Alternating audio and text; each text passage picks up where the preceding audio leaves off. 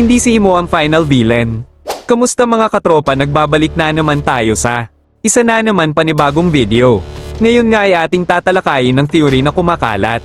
Patungkol sa hindi daw si Imo ang final villain, marami ang lumalabas na theory about sa hindi nga daw si Imo ang final villain mga katropa, pero bakit nga ba nagawa ang theory na ito? Well, nag-research nga ako at nalaman ko mga katropa na ang dahilan pala kung bakit nagawa ang theory na ito ay dahil sa dahilan na kinokontrol nga daw si Imo ng isang tao o entity or demonyo. Dahil marami nagsasabi na hindi daw talaga si Imo isang demonyo, kundi isa nga daw siyang normal na tao. Yes mga katropa. Agree nga ako sa theory na ito mga katropa. Dahil pansin nyo ba sa chapter 1181? Nga ay yung kinumprante nga ni Loki si Imo at sinabi nga niya na sa tingin nga daw niya ay nakipagkontrata daw si Imo sa devil.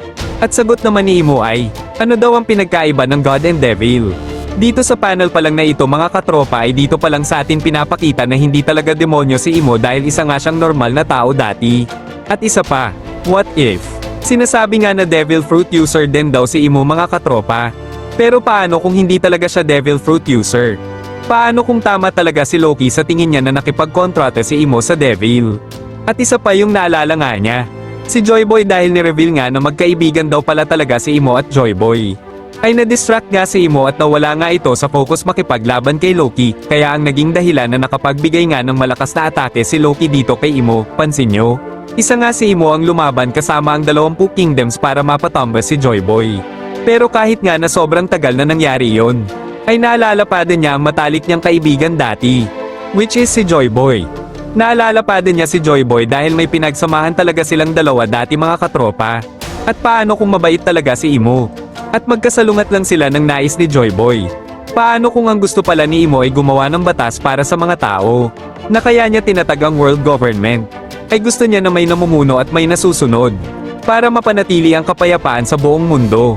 Dahil paano kung gusto din pala ni Imo ng kapayapaan?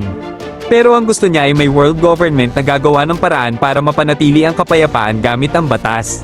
Pero paano naman ang gusto naman ni Joyboy ay gusto niya din ng kapayapaan pero ayaw niya na may naghahari o may kailangan pang may masunod para lang makamit ang gusto niyang kapayapaan. So basically, ang gusto nga ni Joyboy ay gusto niya ang lahat ng tao nga ay may kalayaan. At ayaw nga niya na may kailangan pang masunod para lang makamit ang kapayapaan. Pero salungat nga dito kay Imo dahil tinatag nga niya ang world government para mapanatili ang gusto niya. Dahil naniniwala nga siya na kailangan pa ng may mamumuno para makamit ang kapayapaan sa buong mundo. At ito nga ang dahilan kung bakit nagalit si Imo. At nagkaroon nga sila ni Joyboy ng hindi pagkakaintindihan. Dahil nga magkasalungat nga kasi ang gusto nilang paraan para makamit ang kapayapaan. Sinasabi nga mga katropa na ang mga tao nga daw na may D na initial ay natural nga daw na kalaban ng mga God.